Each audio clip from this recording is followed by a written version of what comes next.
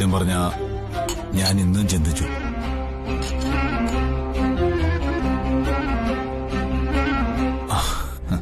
ഇപ്പോഴും ചിന്തിച്ചു. എന്ത്? അത് എന്താ പ്രതാപേട്ട, പറയൂ.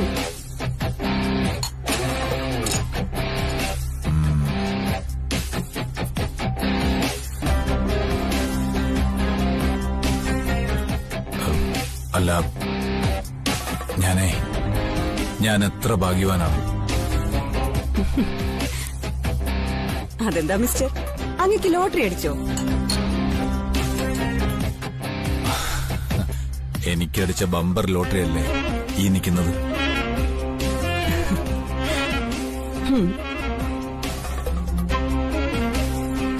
പൊട്ടന് ലോട്ടറി അടിച്ചെന്നൊക്കെ കേട്ടിട്ടില്ലേ?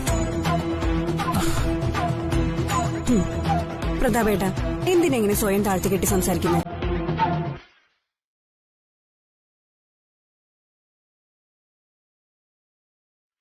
പ്രതാപേട്ടന് യാതൊരു ഇൻഫീരിയോറിറ്റി കോംപ്ലക്സിന്റെ ആവശ്യമില്ല. You are handsome, gentle and vice.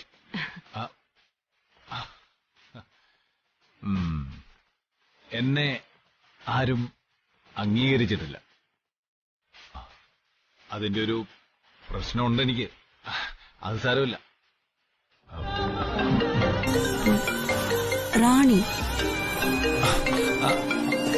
അതെ, റാണി തന്നെ. ഹലോ, എന്താ വിളിച്ചേ? ഞാനും ദിവ്യയും കൂടെ സംസാരിച്ചോണ്ട് നിൽക്കുമായിരുന്നു. ഞാൻ റാണിയുടെ കാര്യം പറയണോന്ന് ഓർത്തപ്പോഴാ റാണി വിളിച്ചതും.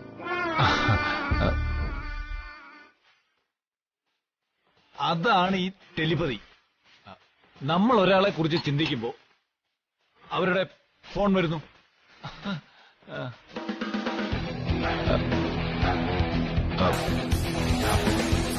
അല്ല, ഫണ്ടൊക്കെ നമ്മൾ അറേഞ്ച് ചെയ്തിട്ടുണ്ട്. ഒന്നുമില്ലാതെ നമ്മൾ മുമ്പോട്ട് ഇറങ്ങുമോ? എന്റെ പ്രതാപേ, ഭാര്യയുടെ മുന്നിൽ നിന്ന് ഇങ്ങനെ വെട്ടിവിറച്ച് സംസാരിക്കണ്ട. ഫോൺ വെച്ചോ. എന്നിട്ട് അവളെ പോയി കെട്ടിപ്പിടിച്ച് കിടക്ക. നമ്മള് പിന്നെ കാമുകയാണല്ലോ, രഹസ്യക്കാരി. ഞാൻ വില്ല നോക്കാൻ പോയി കേട്ടോ. അതിന്റെ പൈസ ഒന്ന് അറേഞ്ച് ചെയ്യേണ്ടി വരും. എന്റെ കഴുത്തിൽ ഒരു താലി കെട്ടാൻ പറഞ്ഞല്ലോ, അത് നിങ്ങൾ ചെയ്യില്ല. എന്തെങ്കിലും ഒരു ആസ്തിയെങ്കിലും എനിക്കുണ്ടാവട്ടെ. പറയാനും പിടിച്ചു നിൽക്കാനും എനിക്ക് എന്തെങ്കിലുമൊക്കെ വേണ്ടേ?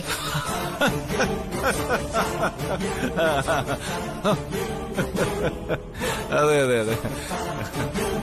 അപ്പോ നമ്മള് പറഞ്ഞ പോലെ കാര്യങ്ങളൊക്കെ മുമ്പോട്ട് പോട്ടെ. ഞാൻ വിളിക്കാം.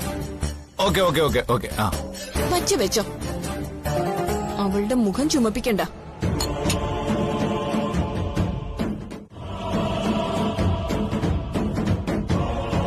ആരാ പ്രതാപേട്ട? റാണി.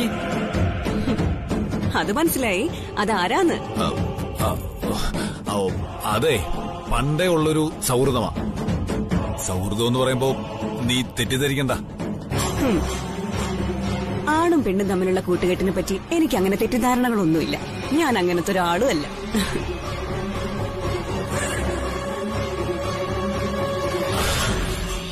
എന്റെ ഒരു സുഹൃത്തിന്റെ പെങ്ങള MBA കാരി, ഫസ്റ്റ് റാങ്ക് ഹോൾഡറാ. ബാംഗ്ലൂർ ക്രൈസ്റ്റ് കോളേജിലാ പഠിച്ചത്. നമ്മുടെ കമ്പനി തുടങ്ങുമ്പോ റാണിയെ നമുക്ക് ജനറൽ മാനേജറാക്കാം, HR-ലും അക്കൗണ്ട്സിലും ഒക്കെ. അത് വേണം. അത് വേണം. എനിക്ക് നിനക്കൂടെ തനിയെ കൊണ്ടുപോകാൻ പറ്റുമോ കമ്പനി? എടി, സ്റ്റാഫുകൾ വേണ്ടേ? അത് വേണം. ഒരു 100 സ്റ്റാഫ് എന്റെ അണ്ടറിൽ വേണം. അവരെ അങ്ങോട്ടും ഭരിക്കണം. ഇത്രയും നാളും എന്നെ അല്ലേടി എല്ലാരും ഭരിച്ചത്. ഇനി ഞാനങ്ങോട്ട് ഭരിക്കട്ടെ. ഈ ഡ്രസ് കോഡൊക്കെ ഒന്ന് മാറ്റണം. കോട്ടും സൂട്ടും ഇട്ട് വെലസി അങ്ങ് നടക്കണം.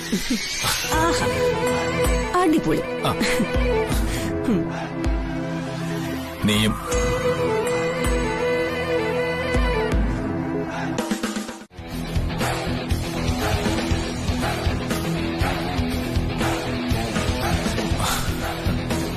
നീയാണല്ലോ കമ്പനിയുടെ മുതലാളി. ഞാൻ വെറും നോട്ടക്കാരൻ മാത്രം. അങ്ങനെയൊന്നുമില്ല. പ്രതാപേട്ടന്റെ അല്ലേ എല്ലാം?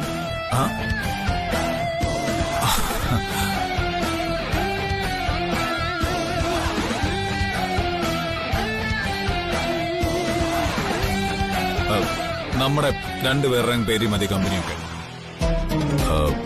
പിന്നെ റാണിയുടെ കാര്യം നമുക്കറിയാവുന്ന ഒരാളെ മാനേജറാക്കി വെക്കാം. കാരണം പൈസ വരുന്നതും പോകുന്നതും നമുക്കറിയണമല്ലോ. മാത്രമല്ല റാണിക്ക് ഒരുപാട് വിദേശ കണക്ഷൻസ് ഉണ്ട്. വിദേശത്തു നിന്നുള്ള ഫണ്ടേഴ്സ്, ഇത്തരം തലവേനയൊക്കെ അവളങ്ങ് നോക്കിക്കോളും. പ്രതാപേട്ടന് വിശ്വാസമാണെങ്കിൽ പിന്നെ എനിക്ക് എന്താ പ്രതാപേട്ട?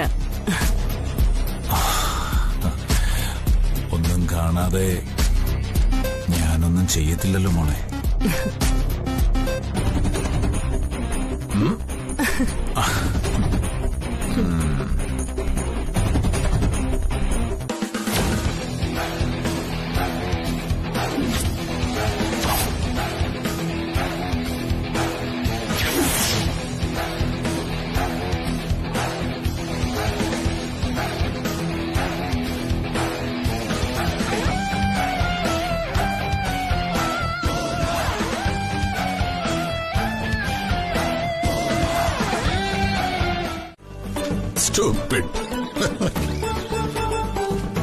വ്യവസായികൾ നഷ്ടത്തിൽ, വൻകിട കമ്പനികൾ അടച്ചുപൂട്ടുന്നു. എല്ലാം അടച്ചുപൂട്ടുന്നു. ചിലരിവിടെ തുറക്കാൻ നിൽക്കും. പോക ഉടായ്പകൾക്ക് എന്തു ആവാലോ. നീ എന്നെ ഉദ്ദേശിച്ചാണോടാ എന്തെങ്കിലും പറഞ്ഞത്? ചേടാ, മനുഷ്യനിവിടെ പത്രം വായിക്കാൻ പോലും പാടില്ലേ? ഇത് നോക്കിയേ, ഓഹരി വിപണി കുത്തനെ താഴോട്ട്, കാള കൊമ്പൊടിഞ്ഞ് മൂക്കുകുത്തി മണ്ണി കിടക്കുന്നു. എടാ, കാള വീണാലും പോത്ത് വീണാലും പ്രതാപൻ ബിസിനസ് ചെയ്യാൻ തീരുമാനിച്ചിട്ടുണ്ടെങ്കിൽ അത് ചെയ്തിരിക്കും. അതിനിവിടെ കിടന്നാരും പിറുപിറുത്തിട്ട് ഒരു കാര്യമില്ല. എടാ, കാളയെ പിടിച്ചു കെട്ടാനൊക്കെ എനിക്കറിയാം. കാളയെ പിടിച്ചു കേട്ടാ നീ ആരടാ, പൽവാൽ ദേവനോ? ഒന്ന് പോടാ അവിടുന്ന്. എടാ,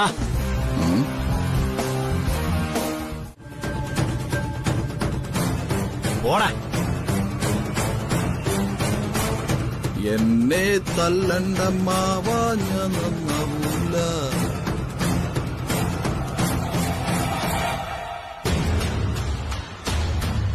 പ്രതാപ, നിന്റെ അമ്മ എന്നോട് ചില കാര്യങ്ങൾ പറഞ്ഞു. എന്ത് കാര്യം? നിനക്കേതോ പെണ്ണുമായിട്ട് ബന്ധമുണ്ടെന്നോ എന്തോ ഇടപാടുകളുണ്ടെന്നോ അവളെ മാനേജരാക്കാൻ പോന്നു നീ ദിവ്യോട് പറഞ്ഞുന്ന്. അതിനെന്താ? സ്ത്രീ പുരുഷ സമത്വം വേണമെന്നൊക്കെ അല്ലേ കോടതി പോയി വാദിക്കുന്നത്?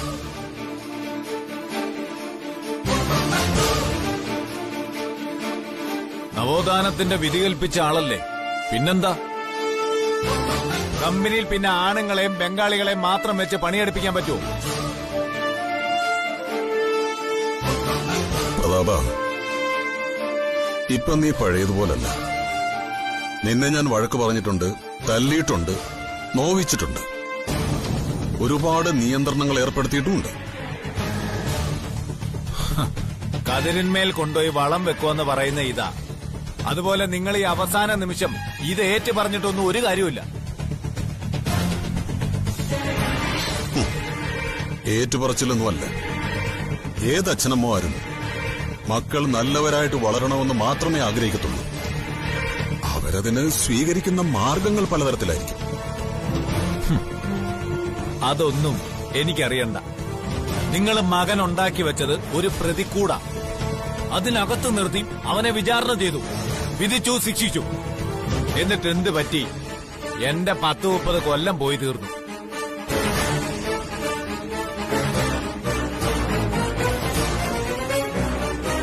നിങ്ങൾ പറയുമല്ലോ ഗുരുവായൂർ കൊണ്ടുപോയി ചോറൂണ് നടത്തി തുലാഭാരം നടത്തി എന്നൊക്കെ. എന്ത് കാര്യത്തിന്? അന്നൊന്നും എനിക്ക് ബോധം ഉദിച്ചിട്ടില്ല. ആരെ കണ്ടാലും കളിപ്പാട്ടം ചോദിക്കുന്ന പ്രായം. എന്തെങ്കിലും വേണമെന്ന് ഞാൻ പറഞ്ഞിട്ടുണ്ടോ? ഞാൻ ആഗ്രഹിച്ച സമയത്തെ നിങ്ങൾ തന്നിട്ടുണ്ടോ? ഇല്ലല്ലോ. എന്തുകൊണ്ടാണ് ഞാൻ നിങ്ങളുടെ ഷർട്ടിന്റെ പോക്കറ്റിൽ നിന്ന് പൈസ മോഷ്ടിക്കുന്ന ആളായത്? 10 പൈസ പോലും നിങ്ങൾ എനിക്ക് തരാത്തോണ്ട് അല്ലേ? ഇല്ലാഞ്ഞിട്ടല്ലോ. അങ്ങനെ നിങ്ങൾ എന്നെ കള്ളനാക്കി. പിന്നെ തലയ്ക്ക് തീ പിടിക്കുമ്പോ ഞാൻ ആ തീപ്പൊരി അണയ്ക്കാൻ വേണ്ടി ലഹരി തേടി പോയതേ എന്തുകൊണ്ടാ?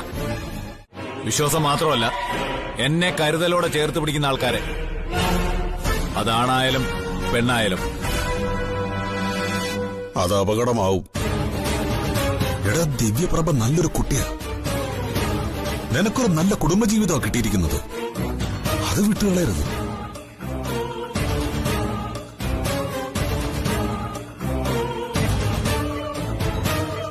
നാളെ നീ ഈ പറയുന്ന പെൺകുട്ടിയെ എവിടെയെങ്കിലും വെച്ച് കഴുത്തിയടിച്ചു കൊന്നിട്ട് ആ കേസും കൂടെ വിധിക്കാൻ എനിക്ക് വയ്യടാ. അതുകൊണ്ട് പറഞ്ഞതാ.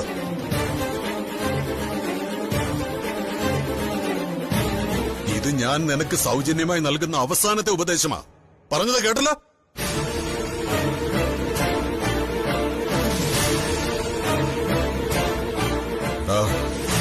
ദിവ്യപ്രഭയുടെ കാര്യത്തിൽ അവളുടെ അച്ഛന്റെ സ്ഥാനത്താണ് ഞാൻ.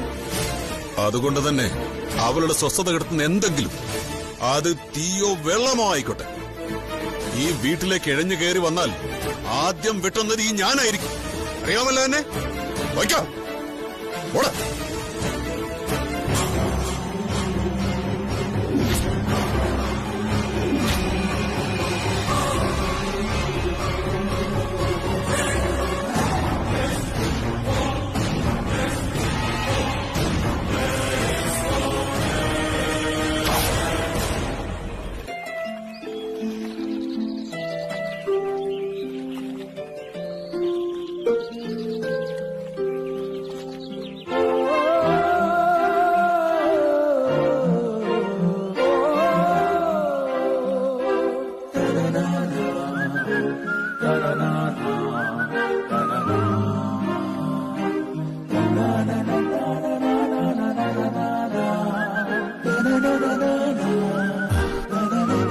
അങ്ങനെ നമ്മള് മുകുന്ദപുരത്തെത്തി. ഇനിയൊരു 10 മിനിറ്റത്തെ യാത്ര മാത്രമേ ഉള്ളൂ. നേരെ എന്റെ സംഗീതയുടെ അമ്മയുടെ മുന്നിലേക്ക്. സുഭദ്രാമ്മയുടെ കണ്ണുകൾക്ക് മുമ്പിൽ. നന്ദേട്ടാ, എനിക്ക് പേടിയാവുന്നുണ്ട്. അവിടുന്ന് കാറിൽ കയറി ഇവിടെ എത്തുന്ന വരെ ഇത് തന്നെയല്ലേ പറഞ്ഞുകൊണ്ടിരുന്നത്? എനിക്ക് പേടിയാവുന്നു, അമ്മ എന്ത് പറയും, ഇങ്ങോട്ട് വരണമായിരുന്നു എന്നൊക്കെ തന്നെയല്ലേ. എടോ, ഇതൊക്കെ കാലത്തിന്റെ നിയോഗങ്ങളാണ്.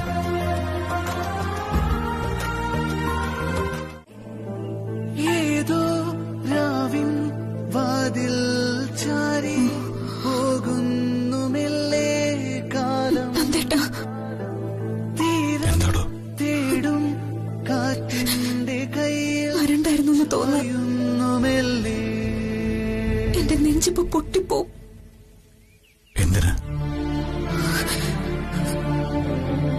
നിന്റെ വീട്ടുമുറ്റത്തല്ലേ നീ ഇരിക്കുന്നത്? നിന്റെ അമ്മയെ കാണാനല്ലേ നീ വന്നത്? ആരാ? എവിടെന്നാ?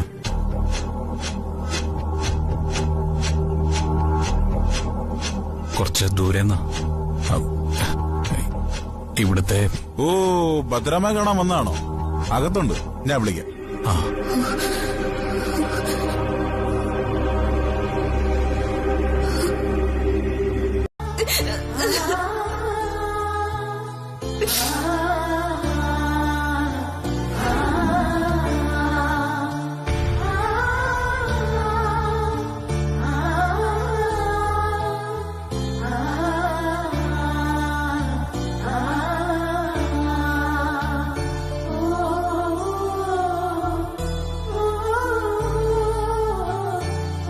എന്റെ വയറ്റിലൊരു കുഞ്ഞു വളരുന്നുണ്ട്.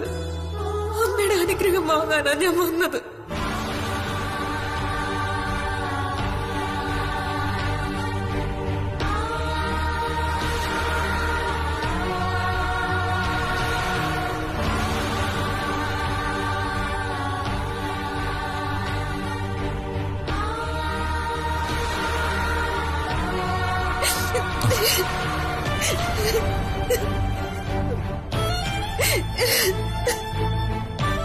എന്താടോ? ഇല്ല നന്ദേട്ടാ, ഞാൻ വരില്ല. അങ്ങനെ തോറ്റു പോകാൻ എനിക്കാവില്ല. എന്റെ തെറ്റാ ഞാൻ ചെയ്ത്. നന്ദേട്ടനെ ഇഷ്ടപ്പെട്ടതോ, നമ്മൾ ഒരുമിച്ച് ജീവിച്ചതോ,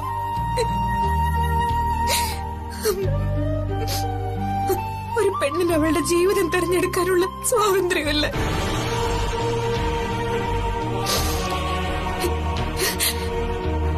ഇത്രയും വർഷം ഞാൻ എന്റെ അമ്മയെ വിളിച്ചിട്ടുണ്ട്. ഓരോ രാത്രിയും അമ്മയെ ഓർത്ത് കരഞ്ഞിട്ടുണ്ട്. ക്ഷമിക്കാനാവാത്ത തെറ്റൊന്നും ഞാൻ ചെയ്തിട്ടില്ല. അത് അമ്മയ്ക്കും അറിയാം.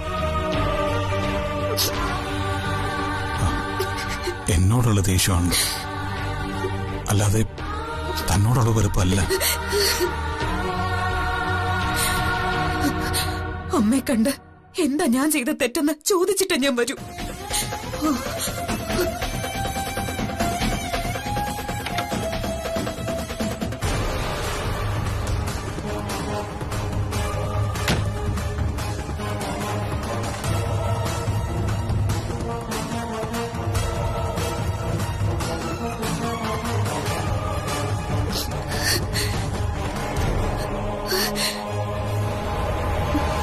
ഇതുങ്ങൾ ഇതുവരെ പോയില്ലേ? ഇവരെ പിടിച്ച് ഗേറ്റിന് പുറത്താക്കാൻ പറ. ശരി മാഡം.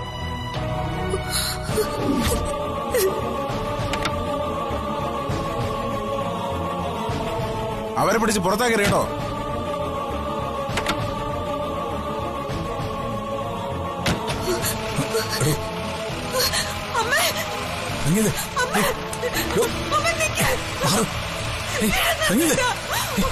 വേണ്ട.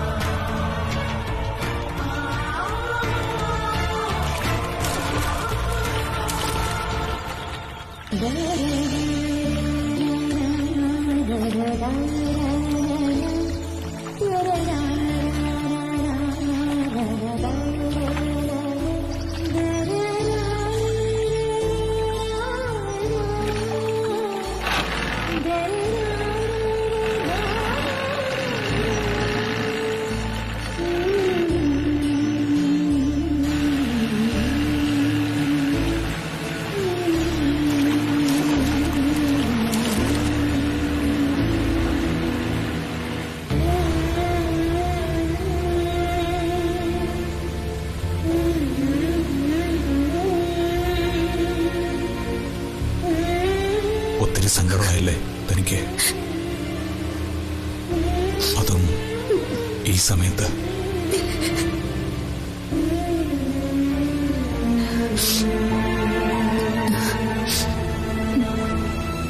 ഇല്ല ഇല്ല നന്ദേട്ട,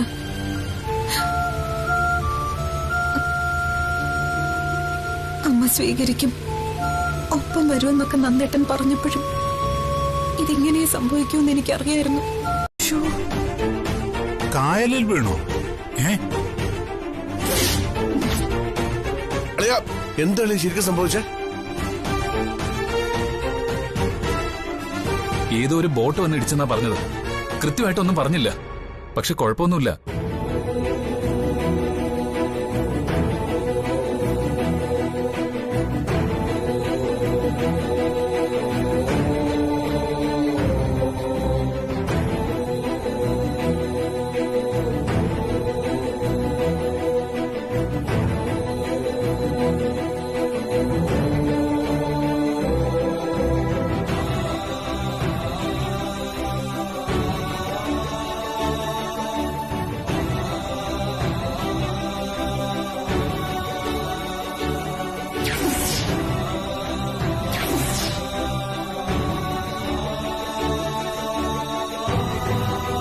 അച്ഛാ, ഞാനൊന്ന് പോയി നോക്കിയിട്ട് വരാം.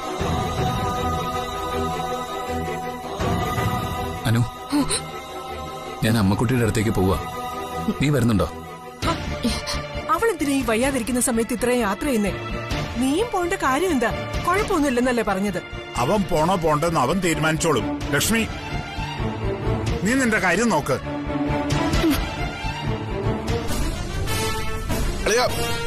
ഞാനോട്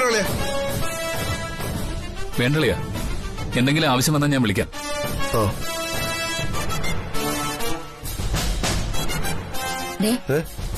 ഇങ്ങോട്ട് വന്നേ. ഒരു ക്ഷേമ അന്വേഷിക്കാൻ നടക്കുന്നു. നിങ്ങളാരും ഡിങ്കര്.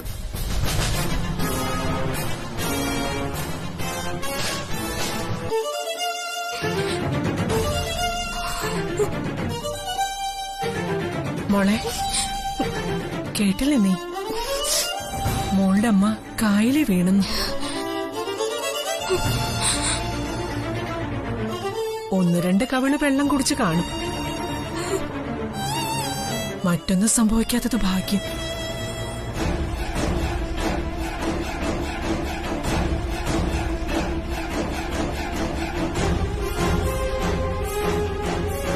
ഇതിൽ നിന്നൊരു കാര്യം മോൾക്ക് മനസ്സിലായോ?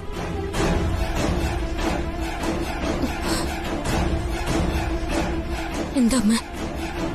അന്ന് ഓല നോക്കിയ ജോത്സ്യൻ പറഞ്ഞതേ, നിന്റെ അമ്മക്കുട്ടിയുടെ വയറ്റിൽ വളരുന്ന ആ ജന്മം പല ജീവനുകളും എടുക്കാൻ വരുന്നതാണെന്ന്.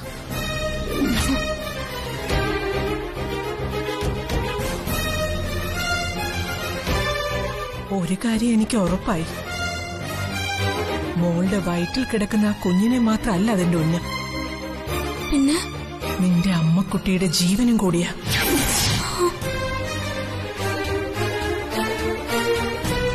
അതിന്റെ തല സൂര്യവെളിച്ചം കണ്ട എന്നേക്കുമായി അടയാൻ പോകുന്നത് 4 കണ്ണുകളായിരിക്കും.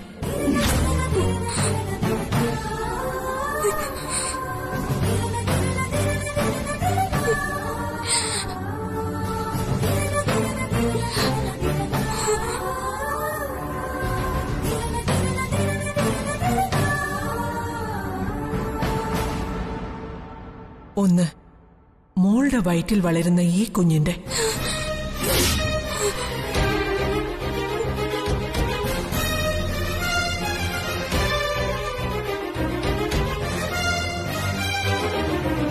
രണ്ട്, മോളുടെ അമ്മക്കുട്ടിയുടെ.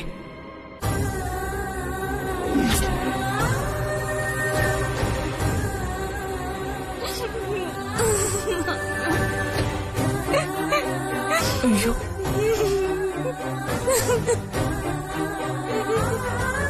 മോള് പേടിച്ചോ? അമ്മ പറഞ്ഞത് കേട്ടപ്പോഴല്ലേ നീ പേടിച്ചത്? അമ്മയുടെ മനസ്സിൽ പക്ഷെ അന്നു മുതൽ നീറുന്ന വേദനയാ മോളെ. ആ കുട്ടി പിറക്കരുത്.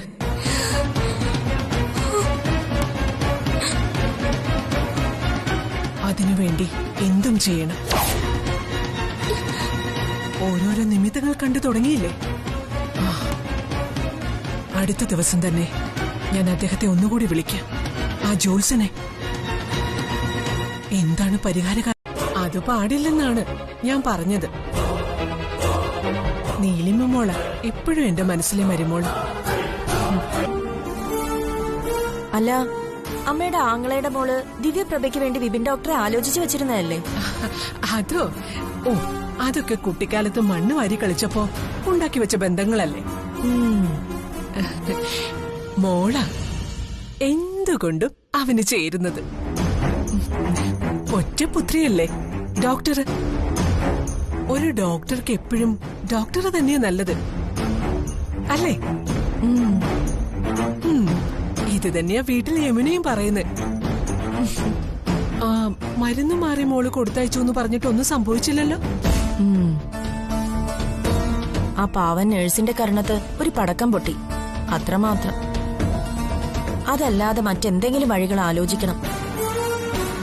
പിന്നെ അനുവിന് കാവലായി ഒരു ഡോക്ടർ ഉള്ളിടത്തോളം കാലം പരമ്പരാഗത രീതിയിലുള്ള മരുന്ന് വെച്ചുള്ള ക്ലീശേ കളികളൊന്നും നടക്കത്തില്ല. പിന്നെ എന്ത് ചെയ്യും മോളെ?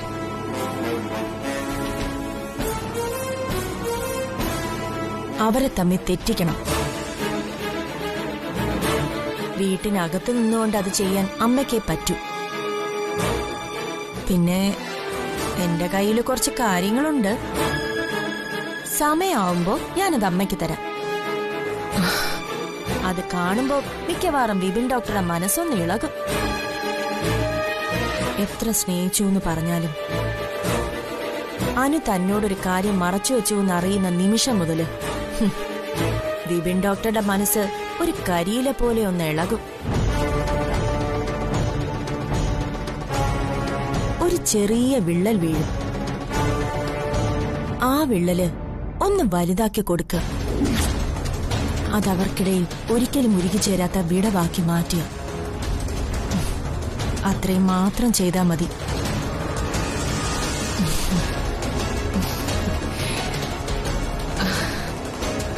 മോളെ ഒരുപാട് സമ്പത്തുള്ള തറവാട്ടിലെ അല്ലേ?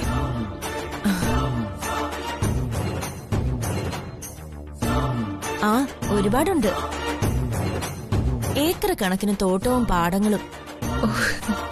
പിന്നെ അമ്മയുടെ അച്ഛന്റെ വീട്ടിൽ നിന്ന് കിട്ടിയ സ്വത്തുക്കളും. ഞാൻ ഒറ്റ മോളല്ലേ. ഓ എന്ന് പറഞ്ഞ 2 തറവാട്ടിലെയും ഒരേ ഒരു പേരക്കുട്ടി. പിന്നെ എല്ലാം എന്റെ പേരിലാ എഴുതി വെച്ചിരിക്കുന്നത്. ആണോ? ആ, സ്വന്തമായിട്ടൊരു ഹോസ്പിറ്റൽ തുടങ്ങണമെന്നൊക്കെയാ പ്ലാൻ ചെയ്തിരുന്നത്. അതിന്റെ ഇടയിലാ ജീവിതത്തിന്റെ ഓരോരോ തകിടം മറിച്ചിലുകള്. മോൾ ഒന്നുകൊണ്ടും വിഷമിക്കേണ്ട കാര്യമില്ല.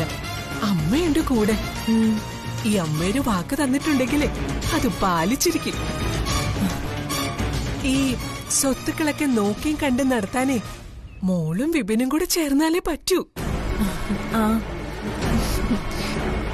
എല്ലാം നമ്മൾ ആഗ്രഹിച്ച പോലെ നടക്കട്ടെ. ശരി.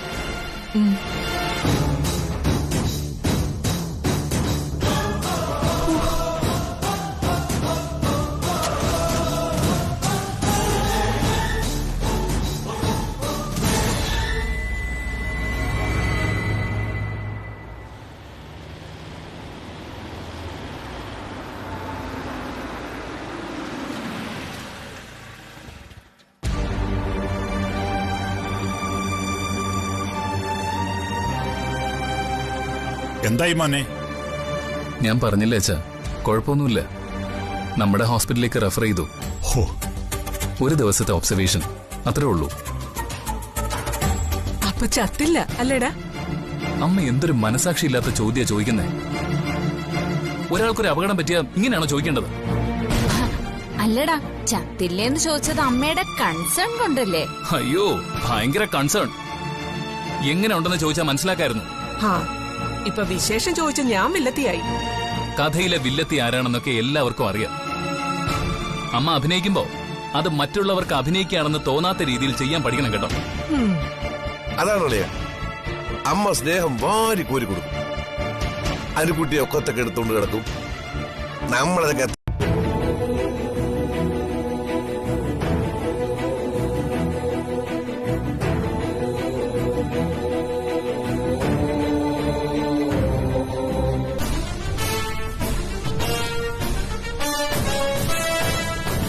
സാധാരണ നമ്മൾ ആശുപത്രിയിലോട്ട് വരുമ്പോഴേ ഇതെല്ലാം ഇങ്ങോട്ട് കൊണ്ടുവരലാണ് പതിവ്. ഇതിപ്പോ നന്ദൻ സാറ് കൊണ്ടുപോകാൻ പറഞ്ഞ സ്ഥിതിക്ക് എനിക്കതെല്ലാം വീട്ടിൽ കൊണ്ടുപോകാലോ. ഓ, നീ വീട്ടിൽ കൊണ്ടുപോവേ മുഴുവൻ ഇപ്പൊ തന്നെ തിന്ന് തീർക്കേ ചെയ്യും. നല്ല ഓറഞ്ചാ.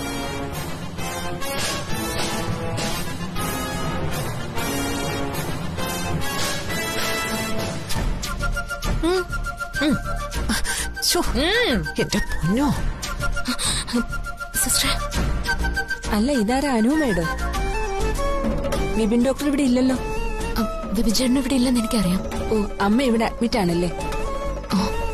സ്റ്റെപ്പ് കയറി മുകളിൽ ചെന്നാൽ ഫസ്റ്റ് ഫ്ലോറിലാ, 110. താങ്ക്സ്. സിസ്റ്റർ, എന്താ മേഡം? ഒന്നുമില്ല, ഞാൻ പോയിക്കോളാം.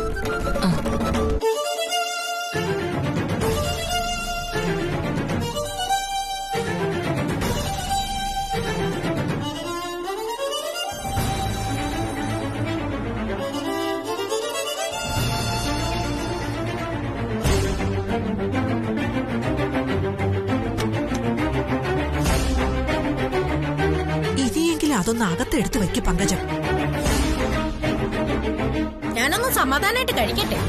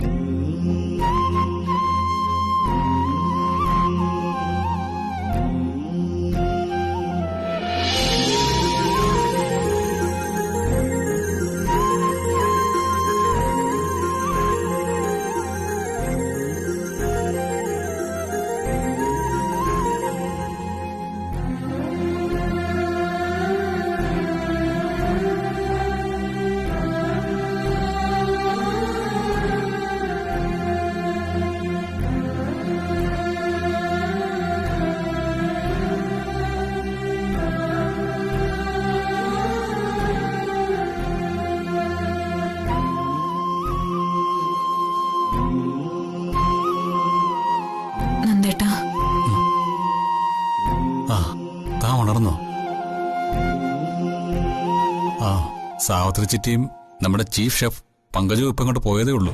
അയ്യോ, അവരെന്തിനാ ഓടിപ്പാഞ്ഞിങ്ങോട്ട് വന്നത്? പാവങ്ങള് രണ്ടാളും വല്ലാതെ പേടിച്ചിട്ടുണ്ടാവും. തനിക്കൊരു അപകടം പറ്റിയെന്നറിഞ്ഞാ തനിക്ക് പ്രിയപ്പെട്ടവർ, തന്നോട് ഇഷ്ടമുള്ളവർ അവര് വരാതിരിക്കുവോ? പാവം വിവി, അവനും വല്ലാതെ വിഷമിച്ചു.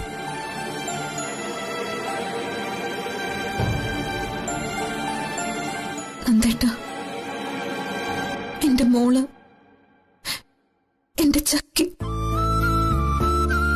അവൾ അറിഞ്ഞു കാണില്ലേ നന്ദേട്ടാ? അവളുടെ അമ്മക്കുട്ടിക്കുണ്ടായ അപകടത്തെക്കുറിച്ച്.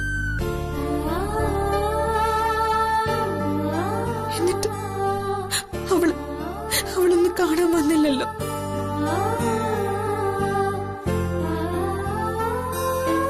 താനിപ്പോ ഒന്നും ആലോചിക്കണ്ട. വൈകിട്ടല്ലെങ്കിൽ നാളെ രാവിലെ നമുക്ക് ഇവിടുന്ന് പോവാം.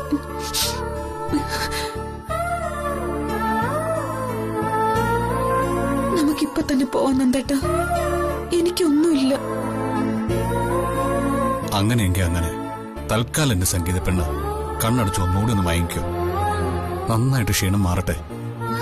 ക്ഷീണമൊന്നുമില്ല നന്ദേട്ടാ, അമ്മയെ കണ്ടതിന്റെ സന്തോഷം മാത്ര. ദേ, സംസാരം പിന്നീട്, ആദ്യം ഉറക്കം.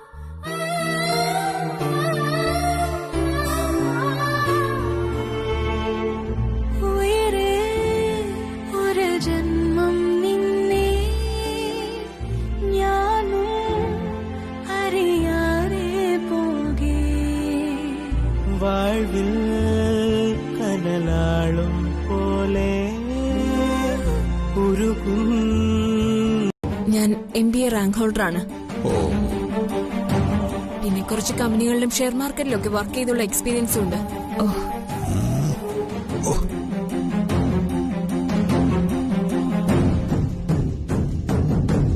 Very good. കനത്ത നഷ്ടം മൂലം സ്വകാര്യ കമ്പനികൾ അടച്ചുപൂട്ടൽ ഭീഷണി നേരിടുന്നു.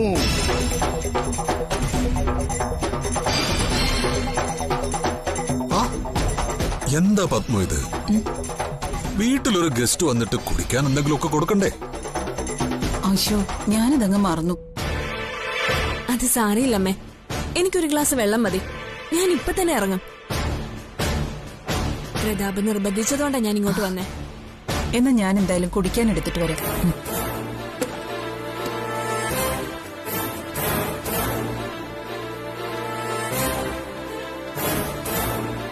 റാണിയും അച്ഛനും കൂടി ബിസിനസ്സൊക്കെ സംസാരിച്ചിരിക്കും. ഞാൻ വരാന്ത വരെ പോയി കുറച്ച് കാറ്റ് കൊണ്ടിട്ട് വരാം. പ്രതാപ, വീട്ടിലൊരു ഗസ്റ്റ് ഉണ്ട്, അത് ഓർത്തോണം. അച്ഛൻ പേടിക്കണ്ട, എന്റെ ഗസ്റ്റിന് മുമ്പിൽ മാനം പോകുന്നൊന്നും ഞാൻ ചെയ്യില്ല. ഞാൻ പറഞ്ഞില്ലേ, കുറച്ച് കാറ്റ് കൊണ്ടിട്ട് വരാം.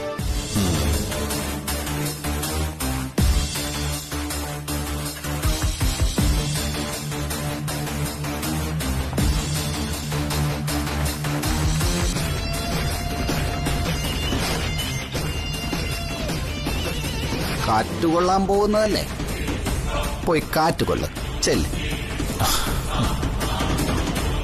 എടാ അങ്ങോട്ട് നോക്കടാ, കണ്ട് പഠിക്കടാ. ഞാൻ പഠിപ്പിച്ചോളാം.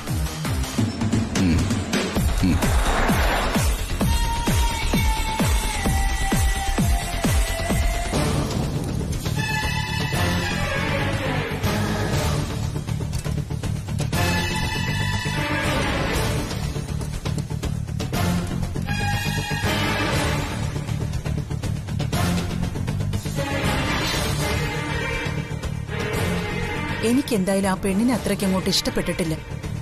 കണ്ടിട്ട് എന്തോ ഒരു പന്തികേട് പോലെ. അയ്യോ അമ്മേ, പതുക്കെ. ഹാളിലിരുന്നാലേ ഇവിടുന്ന് പറയുന്നത് കേക്കാം. നിന്നോട് ഇത്തിരി മുമ്പേ ഞാൻ പറഞ്ഞതല്ലേ, നീ ഇങ്ങനെ വെറുതെ മണ്ടിയാവരുതെന്ന്. മാനേജറും മാനേജ്മെന്റും ഒക്കെ ഓഫീസിലല്ലേ, എന്തിനാ വീട്ടിലോട്ട് കയറി വരുന്നത്? എന്റെ അമ്മേ, അത് പ്രതാപേട്ടന്റെ ശുദ്ധഗതി കൊണ്ടാ. ആരാ എന്താന്നൊക്കെ എല്ലാവരുടെ മുന്നിലും പറയാൻ വേണ്ടിട്ടായിരിക്കും. അങ്ങനെ ആയാ നല്ലത്.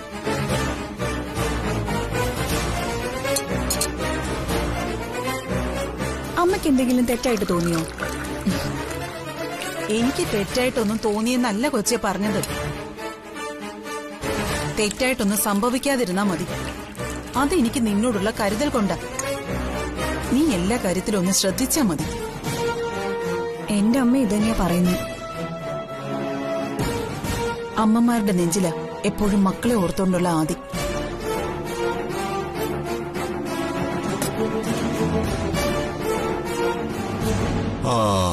റാണിമേനന്റെ വീട് എവിടെയാ? എറണാകുളത്തങ്ങൾ, പനങ്ങാട്. ഓ, അപ്പോ ബിസിനസിന്റെ ഒരു ബ്ലൂ പ്രിന്റ് ഒക്കെ തയ്യാറാക്കി കാണുമല്ലേ? തയ്യാറാക്കിക്കൊണ്ടിരിക്കുന്നു. പറയുന്ന ജോലി ചെയ്യുക, അതാണല്ലോ എന്റെ കടമ. ഗുഡ്. കാറ്റേ നീ വീശരുതിപ്പോൾ കാറേ നീ. കാറ്റൊക്കെ കുറെ കൊണ്ടാ. മതിയാക്കടാ. എന്റെ മാനേജർ ആവാൻ പോകുന്ന പെണ്ണിനെ ഞാൻ വീട്ടിൽ കൊണ്ടുവന്നത് എന്തിനാന്നറിയോ? അറിയില്ല. അത് ഞാൻ എന്തിനാ അറിയുന്നത്? നിന്റെ വഴിവിട്ട ഇടപാടുകൾ എന്തൊക്കെയാണെന്നും ഏതൊക്കെയാണെന്നും എനിക്ക് പണ്ട് മുതലേ അറിയാവുന്നതാണല്ലോ. അതെ, വഴിവിട്ട ഇടപാടുകൾ തന്നെ. ഓ, സമ്മതിച്ച്. പക്ഷേ ഒരു കുടുംബം കലക്കാനായിട്ട് നീ ഒരു നിരീക്ഷണ ക്യാമറയായിട്ട് എന്റെ പിന്നാലെ വരുമെന്ന് എനിക്കറിയാം. അതുകൊണ്ടാ ഞാൻ ഒരു ചുവട് മുന്നോട്ട് കയറി കളിച്ചത്. നീ ഒരു ചുവട് മുമ്പോട്ട് കയറി കളിക്കുമ്പോ ഞാൻ 2 ചുവട് താഴോട്ടിറക്കി കളിക്കാം. മനസ്സിലായില്ലേ? പണി വരുന്നുണ്ടാവാറാച്ച. കാണാം. എനിക്കറിയാം, അവളെ പുറമെ കാണിക്കുന്ന പിണക്കത്തിന്റെ മുഖംമൂടിയൊക്കെ വലിച്ചെറിഞ്ഞ് വാവിട്ടൊരു കരച്ചിലുണ്ടല്ലോ. എന്റെ അമ്മക്കുട്ടി പോയിന്ന് പറഞ്ഞു.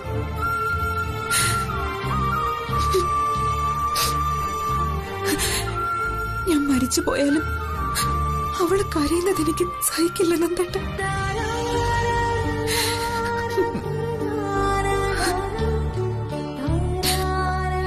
എനിക്ക് അനുവിനെ ഒന്ന് പോയി കാണാൻ കൊതിയാവുന്നുണ്ട്.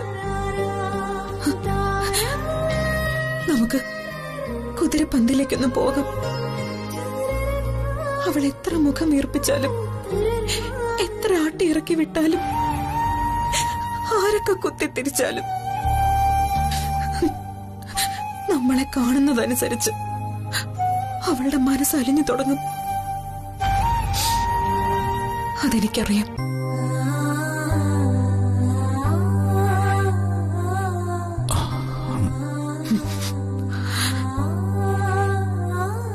നമുക്ക് പോവാടോ. കഴിഞ്ഞ ദിവസം ആശുപത്രിയിൽ വെച്ച് വിപിൻ പറഞ്ഞ പോലെ ഒരമ്മ മകൾ പിണക്കം തീർന്നു. അതുപോലെ അനുക്കുട്ടിയും താനും തമ്മിലുള്ള പിണക്കവും മാറും.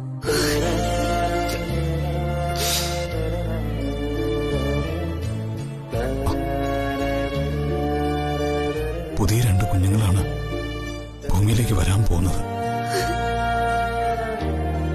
ആ 2 കുഞ്ഞുങ്ങളെയും ചേർത്ത് പിടിച്ച് കൈകോർത്ത് പിടിച്ച് നടക്കേണ്ടവരാണ് നമ്മൾ.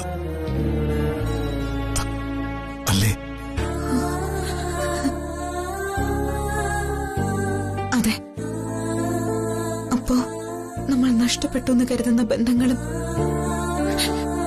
ഇനി ഒരിക്കലും തിരിച്ചു കിട്ടില്ല എന്ന് കരുതിയ സ്നേഹവും എല്ലാം ഈ കുഞ്ഞുങ്ങളുടെ പിറവിയുടെ തിരിച്ചു വരും.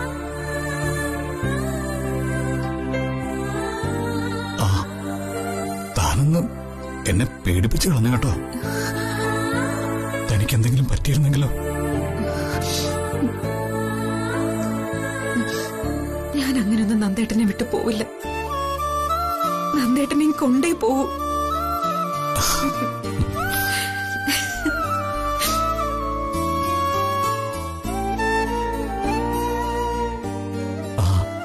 അവൻ ഭാഗ്യമുള്ളവനാ. അതാ ഒന്നും സംഭവിക്കാതിരുന്നത്. അവനും ഒന്നും സംഭവിച്ചില്ല. അമ്മയും മോനും ഉരുക്കാണ് ഉരുക്ക്.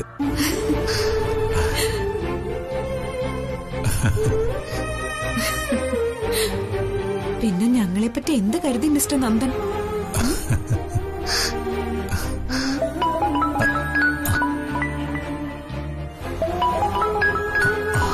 വിപിയ. Hello VP. എന്താ മോനെ? ഞങ്ങളിതായിപ്പോ വീട്ടിലോട്ട് വന്ന് കയറിയതേ ഉള്ളൂ. ഞാൻ വിപിയെ വിളിച്ചിരുന്നു. അന്നേരം വിപിന്റെ ഫോൺ ഔട്ട് ഓഫ് കവറേജ് ആയിരുന്നു. അച്ഛാ, ഞാനിപ്പം വിളിച്ചതേ ഒരു സന്തോഷ വാർത്ത പറയാനാ. പക്ഷേ പറഞ്ഞാൽ എനിക്ക് എന്ത് സമ്മാനം അച്ഛൻ തരുമെന്ന് പറ. വിപിന് എന്ത് സമ്മാനം വേണമെങ്കിലും തരും. സന്തോഷ വാർത്തയല്ലേ പറയാൻ പോകുന്നത്? കേക്കട്ടെ. അതിരിക്കട്ടെ. അവിടെ അനുവിന്റെ അമ്മക്കുട്ടിക്ക് എങ്ങനെയുണ്ട്? സംഗീതം ഒക്കെയാണ്. അമ്മയെ കാണാൻ പറ്റി, അമ്മ സംസാരിച്ചു, അതെല്ലാം സന്തോഷം. ആ സന്തോഷം ഇരട്ടിയാക്കുന്ന ഒരു കാര്യം ഞാൻ പറയട്ടെ. അതോടെ അനുവിന്റെ അമ്മക്കുട്ടിക്ക് എന്തെങ്കിലും ക്ഷീണം ഉണ്ടെങ്കിൽ അതങ്ങ് പറക്കും. ബിബി പറയേ, എന്നെ ഇങ്ങനെ ആകാംക്ഷയുടെ അങ്ങേ അതിരിൽ കൊണ്ട് നിർത്താതെ. പെട്ടെന്ന് വിശ്വസിക്കാൻ പറ്റിയെന്ന് വരത്തില്ല. എന്തായാലും സംഗതി സത്യം. നമ്മളെ എല്ലാവരെയും ഒരാൾ കടത്തി വിട്ടിരിക്കുന്നു വെച്ച. അമ്മക്കുട്ടിയെ കാണാൻ ആരും അറിയാതെ അനുക്കുട്ടി ആശുപത്രി വന്നിട്ട് പോയി, അതീവ രഹസ്യമായിട്ട്.